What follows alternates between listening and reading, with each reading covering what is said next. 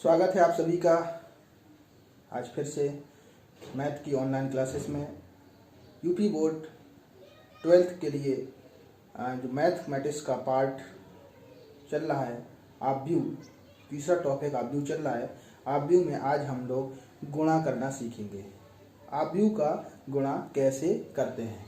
सबसे पहले अगर दो ऑब्व्यू हैं ए और बी और मुझे अगर उनका गुणा करना हो तो सबसे पहले ध्यान देने योग्य बात जो है वो ये है कि पहले ऑब्व्यू का हमें क्रम चेक करना पड़ेगा और दूसरे ऑब्व्यू का क्रम चेक करना पड़ेगा। पहले ऑब्व्यू में स्तंभों की संख्या और दूसरे ऑब्व्यू में पंक्तियों की संख्या यदि समान है तभी हम ऑब्व्यू का गुणा कर सकते हैं।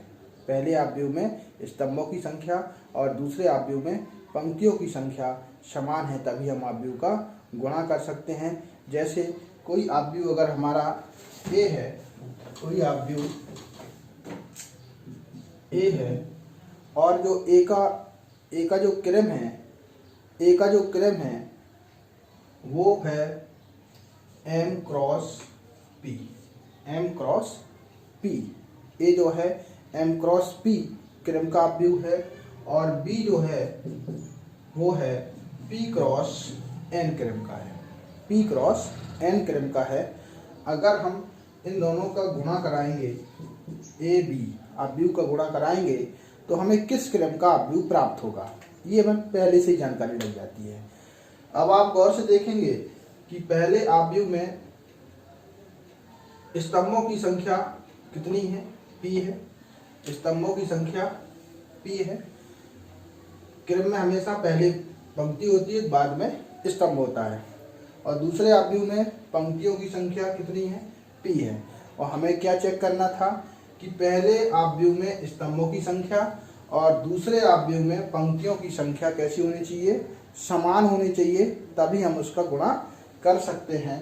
अगर ये सेम है तो हमें जो नया ऑब्व्यू प्राप्त होगा, जो बचा हुआ भाग है m क्रॉस n, नया ऑब्व्यू m क्रॉस n प्रकार का प्राप्त होगा, m क्रॉस n प्रकार का प्राप्त होगा। तो सबसे पहले एक ऑब्व्यू का गुणा करना देख लेते हैं। गुणा करते कैसे हैं, ऑब्व्यू का गुणा करते कैसे हैं। एक ऑब्व्यू ले लेते हैं, जैसे ए ले लेते हैं। ए है 3 0 5 1 और जो बी है 9 2 6 3, 9 2 6 3। इसका हमें क्या करना है, मल्टीप्लाई करना है, गुणा करना है। तो सबसे पहले इसका गुणा करना देखेंगे ए बी। तो जो ऑब्व्यू पहले लिखा है उस ऑब्व्यू को पहले हम नोट करेंगे 3 0 5 1 और जो ऑब्व्यू बाद में लिखा है उसे हम बाद में नोट करेंगे 9 2 6 3। ठीक है। अब गुणा कैसे होता है इसको समझ लीजिएगा। हमें क्या करना है, पहले ऑब्व्यू की हमें लेना है पंक्ति और दूसरे ऑब्व्यू में आपको क्या लेना है, स्तंभ लेना है। ठीक है। मतलब पहले ऑब्व्यू की जो पंक्ति है और दूसरे ऑब्व्यू के स्तंभ के ऊपर रख देंगे। ठीक है। तो क्या होगा भाई, पहले ऑब्व्यू की पंक्ति लिया आपने और दूसरे ऑब्व्यू का स्तंभ लिया, इसको हमने इसके ऊपर रख दिया। तो क्या होगा, संगत अवयवों का गुणा होगा, संगत अवयवों का गुणा होगा। फिर बाद में हम उसका योग कर लेंगे, क्योंकि अगर इसमें एलिमेंट 2 है, इसमें भी एलिमेंट 2 है, तो 3 का गुणा किस में होगा, 9 में होगा और 0 का गुणा किस में होगा, 6 में होगा। फिर बाद में जो इनका बीच में आएगा यूज करेंगे, प्लस योगफल ज्ञात करेंगे। क्योंकि होता क्या है कि पंक्ति और स्तंभ का जब हम गुणा कराते हैं तो संगत अवयवों के गुणनफल का योग जो प्राप्त होता है वो नए ऑब्व्यू का एक नया अवयव प्राप्त होता है। ठीक है। तो गुणा करना हम देख लेते हैं, गुणा करना किस तरीके से। तो 3 का गुणा किस में होगा, 9 में, तो 9 3 27। 0 का गुणा किस में होगा, 6 में, तो कितना हो जाएगा 0। और फिर इसी पंक्ति का दूसरे स्तंभ में गुणा कराते हैं, दूसरे वाले स्तंभ में भी गुणा, मतलब जितने भी स्तंभ में सब में गुणा कराना है। तो 3 को हम दूसरे पंक्ति में गुणा, स्तंभ में गुणा कराते हैं। तो 3 गुणे 2 प्लस 0 गुणे 3 हो जाएगा। ठीक है। तो पहली पंक्ति आपने ली, पहले स्तंभ में गुणा करा दिया, दूसरे स्तंभ में गुणा करा दिया, और भी स्तंभ होते तो उनमें भी गुणा करा देते हम लोग, ठीक है। और इसके बाद अब दूसरी पंक्ति लेते हैं, इसका भी गुणा क्या करेंगे हम लोग, दूसरी पंक्ति लेंगे, इस वाले स्तंभ में कराएंगे और इसका गुणा इस स्तंभ में कराएंगे। तो 5 का गुणा किसमें होगा, 9 में, 9 पना 45, 1 का गुणा 6 में होगा, 6 कम 6, 5 का गुणा 2 में होगा, 5 दूनी 10, और 1 का गुणा 3 में होगा तो 3। फिर इसका हम सरल कर लेते हैं, सरल कर लेते हैं। तो सरल करने में क्या प्राप्त होगा हमें, 27, 27, और 3 दूनी 6, यहाँ पर 6 प्राप्त होगा, यहाँ 45, 6, 51, और 10 और 3 13, ठीक है। तो ये हमें नया अवयव प्राप्त होगा, ठीक है। तो ये हमारा क्या हो गया, न्यू अवयव हो गया। देख लेते हैं और भी क्वेश्चनों को।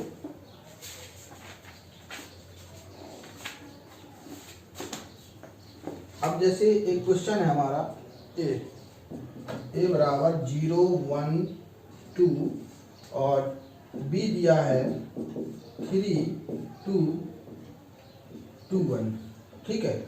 और हमें क्या करना है, इसका गुणा करना है, ए बी प्राप्त करना है, ठीक है। तो ए का जो वैल्यू दिया है 0, 1, 2 और बी का जो दिया है 3, 2, 1। तो सबसे पहले इनका क्रम लिख लेते हैं। तो पहले अवयव में 1, 2, 3 क्षैतिज क्या होती हैं, पंक्तियां होती हैं, और ये स्तंभ होता है। तो इसमें पंक्तियां कितनी हैं, 3 हैं, और स्तंभ कितना है, 1 है। तो ये किस क्रम का हो गया, 3 गुणे 1 क्रम का हो गया। इसको जरा देख लेते हैं, दूसरे इस वाले अवयव बी अवयव को 3, 2, 1। तो इसमें क्या है, पंक्ति 1 है, केवल पंक्ति अवयव है तो पंक्ति 1 है, और स्तंभ कितने हैं, 3 है। तो पंक्ति गुणा स्तंभ, तो पंक्ति गुणा स्तंभ, ठीक है। ए बी संभव है या नहीं है, गुणा संभव है या नहीं है, ये इस बात पे डिपेंड करेगा कि पहले अवयव के स्तंभों की संख्या और दूसरे अवयव की पंक्ति की संख्या। तो पहले अवयव में स्तंभ कितना है, 1 है, और दूसरे अवयव में पंक्ति कितनी है, 1 है, और दोनों ही 1, 1 है, सेम है, समान है। अतः ए बी का जो गुणनफल है वो कैसा होगा, संभव होगा, मतलब गुणा संभव है। और जो हमें अवयव प्राप्त होगा वो किस क्रम का प्राप्त होगा, जो बचे हुए हमारे अवयव 3 और ये 3 क्रॉस 3 जो बचा हुआ है, इस टाइप का हमें अवयव प्राप्त हो जाएगा, ठीक है। तो इसको देख लेते हैं। सबसे पहले हम दोनों को लिख लेते हैं। ए कितना है, 0, 1, 2 और बी कितना है, 3, 2, 1। रूल्स वही है, रूल्स जो है वो पंक्ति और स्तंभ को ही पहली पंक्ति लेना है। तो जो भी आगे स्तंभ अवयव का उस पर हमें ओवरलैप कराना है, ठीक है। और मतलब पड़ा और खड़ा इस तरीके से गुणा होता है। तो हम क्या करते हैं, सबसे पहले जो पहली पंक्ति है वो कितनी है, 0 है। अब 0 का गुणा किसमें होगा, 3 में होगा, ठीक है। अब क्योंकि स्तंभ में एक ही अवयव है तो 0 गुणे 3 काम खत्म हो गया। फिर से इसी पंक्ति को लेंगे, दूसरे स्तंभ में गुणा कराएंगे, 0 गुणा 2, फिर वही काम करेंगे, 0 गुणा 1। अब 1 को लेंगे तो 1 पंक्ति है, इस स्तंभ में कराएंगे तो 1 गुणे 3, 1 गुणे 2, 1 गुणे 1। 2 का लेंगे तो 2 गुणे 3, 2 गुणे 2, 2 गुणे 1। फाइनली हमें क्या प्राप्त होगा, देखो 0, 0, 0, 3, 2, 1, 6, 4, 2, 6, 4, 2, ठीक है। किस क्रम का प्राप्त हो गया, देखो किस क्रम का प्राप्त हो गया। कितनी पंक्तियां हैं, 1, 2, 3 पंक्तियां हैं, 3 लिख दीजिएगा। स्तंभ कितने हैं, 1, 2, 3 3 स्तंभ हैं, 3 स्तंभ लिख दीजिएगा। 3 क्रॉस 3 का अवयव प्राप्त हो गया, ठीक है। इस तरीके से हमें गुणा कराना है। नेक्स्ट ये देखते हैं,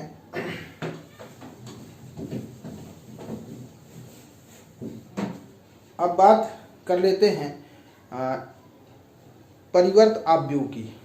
परिवर्त आव्यूह क्या होता है, परिवर्त आव्यूह क्या है। सबसे पहले परिवर्त आव्यूह क्या है, परिवर्त आव्यूह, ठीक है, इसको समझ लेते हैं। यदि किसी आव्यूह की पंक्तियों को स्तंभों में, स्तंभों को पंक्तियों में बदल दें तो हमें परिवर्त आव्यूह प्राप्त होता है। इसे a डैश या a की पावर t से प्रदर्शित करते हैं, ठीक है। सवाल इस तरीके से कोई भी ले लो सवाल, इसमें कोई दिक्कत नहीं। 1 2 3 -2 4 0 1 3 5, ठीक है, ये ले लिया।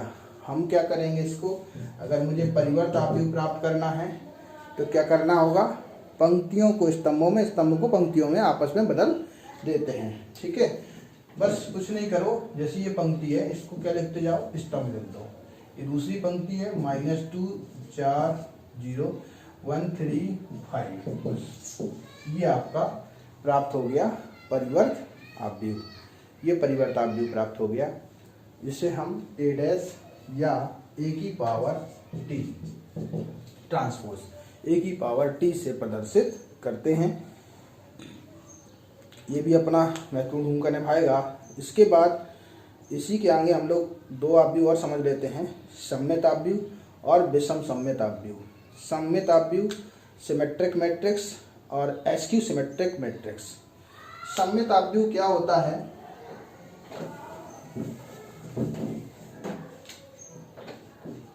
सममित आव्यूह सिमेट्रिक मैट्रिक्स।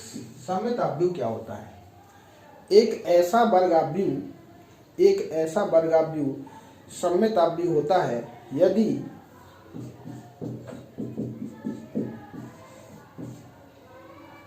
a डैश बराबर क्या हो, a हो। ऐसा वर्ग आव्यूह सममित आव्यूह होता है यदि उस आव्यूह का परिवर्त आव्यूह स्वयं के बराबर हो जाए तो वो सममित आव्यूह होता है। a डैश बराबर a या a की पावर t बराबर a, उसे हम सममित आव्यूह कहते हैं। अब बात करते हैं विषम सममित आव्यूह की। विषम सममित आव्यूह क्या होता है, विषम सममित आव्यूह, विषम सममित आव्यूह askew symmetric matrix, askew symmetric matrix. तो ये भी वैसा ही है, एक ऐसा वर्ग आव्यूह जिसका परिवर्त निकालें, अगर वो परिवर्त -a के इक्वल हो तो उसे हम विषम सममित आव्यूह कहते हैं।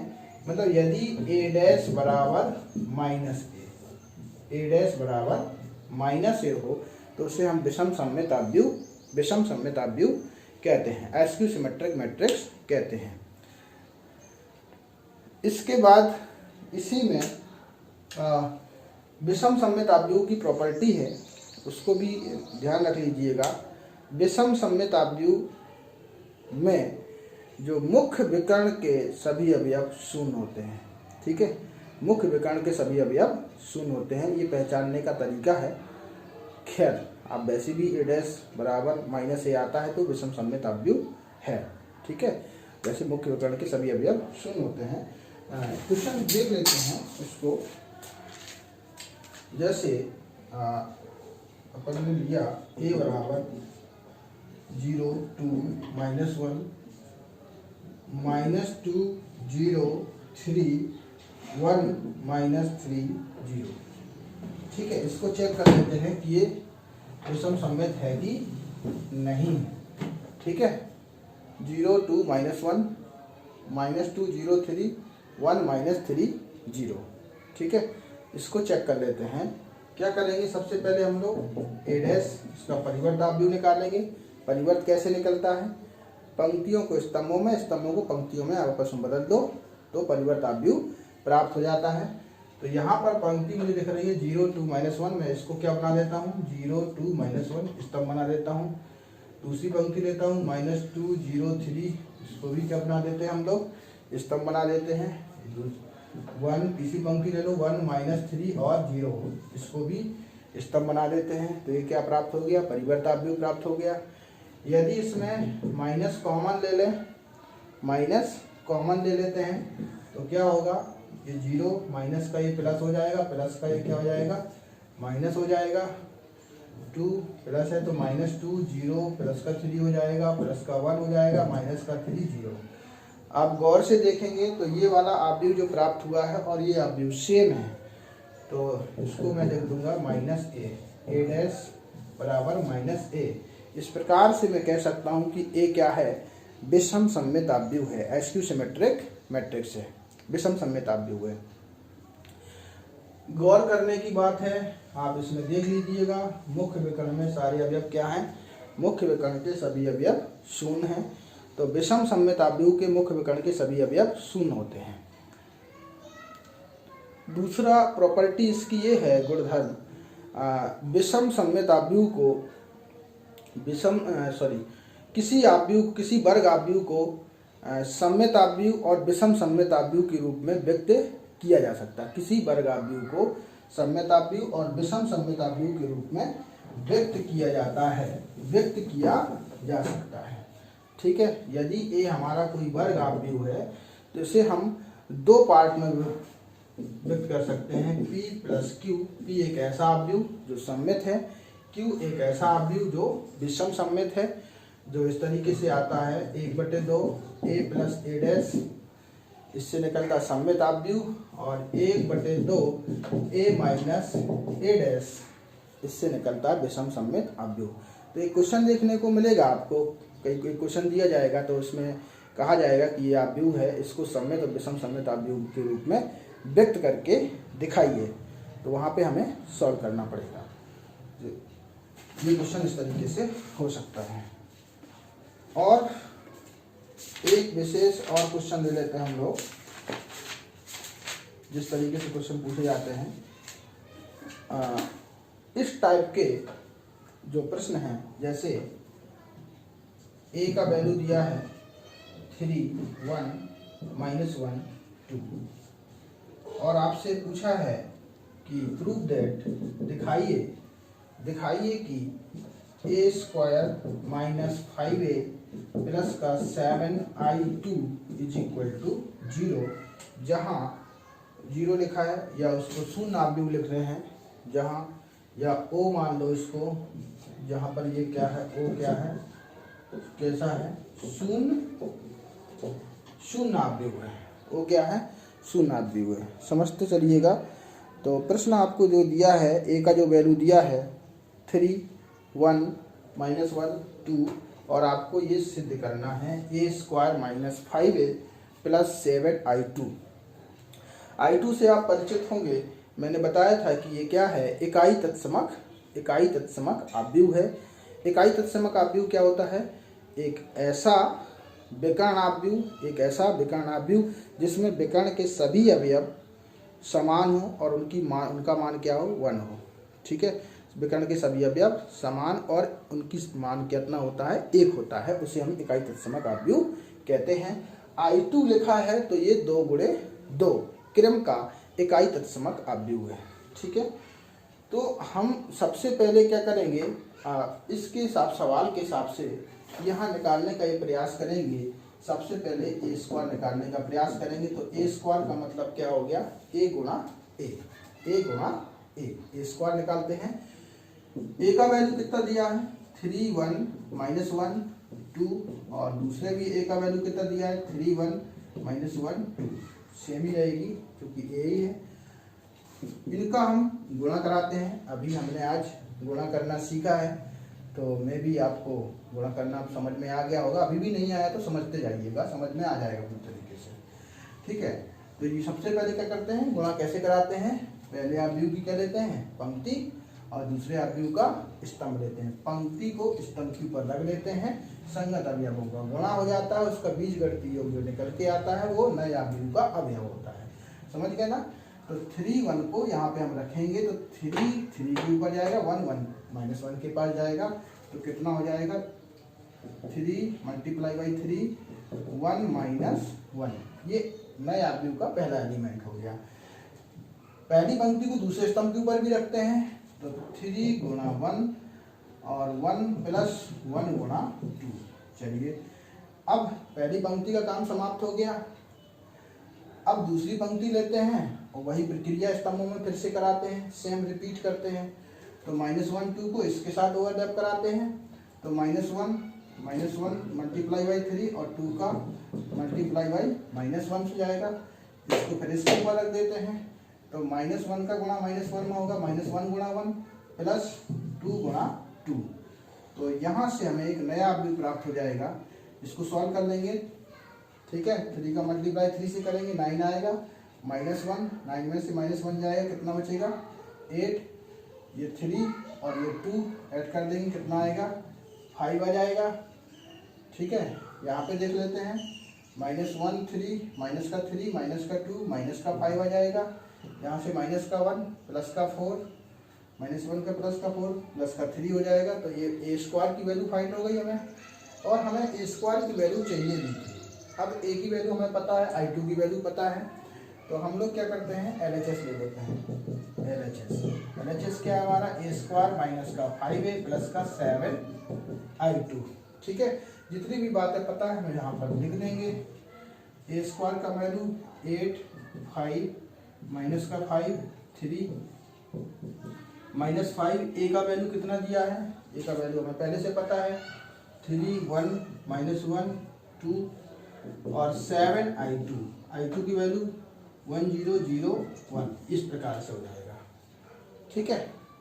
तो यहाँ पे आपको दिख रहा है इस तरीके से हो जाएगा। जो ये 5 है ये अंदर जाएगा तो हर जितने भी एलिमेंट हैं मैट्रिक्स के अंदर सभी में इसका मल्टीप्लाई होगा। इसी प्रकार से 7 जो बाहर है, अवयव के बाहर है, इसका भी सभी एलिमेंट में मल्टीप्लाई होगा, ठीक है। तो सबसे पहले हम लोग वही काम कर लेते हैं। 8 5 माइनस का 5 3 और -5 को अंदर भेज देते हैं।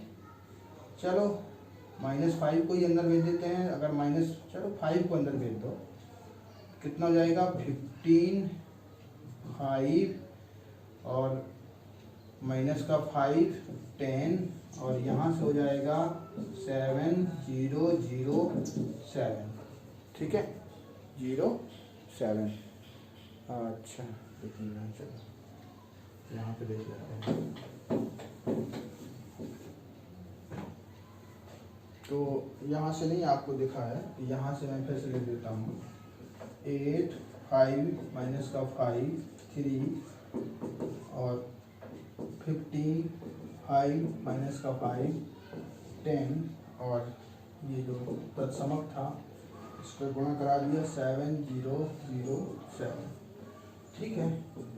अब ये क्या है, डिफरेंस लिखा हुआ है, ये क्या लिखा है, ऐड लिखा हुआ है। तो योग अंतर तो सेम ही होता है। अगर आदमी समान क्रम के हैं और सभी का क्रम समान है, 2 × 2 का ये भी, 2 × 2 का ये भी, 2 × 2 का ये भी है। तो जो संगत इसके संगत अवयव हैं, अगर माइनस में है तो माइनस में चले जाएंगे, प्लस में तो प्लस में एक साथ आ जाएंगे। तो हम लोग एक साथ कर लेते हैं, जैसे 8 माइनस का 15 और ये कितना है 7, ठीक है। और इसी प्रकार से दूसरे वाले में देख लेते हैं। 5 ये माइनस का 5 होगा क्योंकि यहाँ माइनस है, तो यहाँ पर कितना हो गया 0 हो गया, ठीक है। और माइनस का 5 ये प्लस का 5 हो जाएगा और यहाँ पर कितना है 0 है। इसी प्रकार से इसमें कर लेते हैं 3 और माइनस का 10 और प्लस का 7। फाइनली आप क्या देखेंगे 8 7 कितना हो गया 15 हो गया। 15 में से 15 जाएगा कितना आएगा 0।